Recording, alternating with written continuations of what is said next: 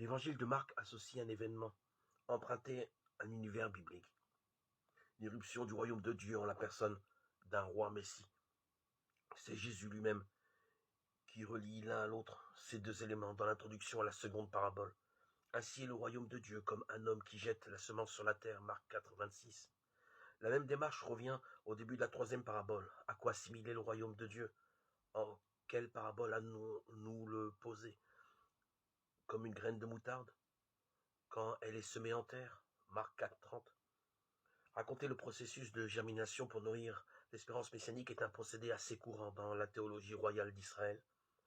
Dans le livre du prophète Ézéchiel, notamment pour promettre un roi à son peuple, Dieu lui-même raconte ce qui se passe lorsqu'une graine est jetée en terre.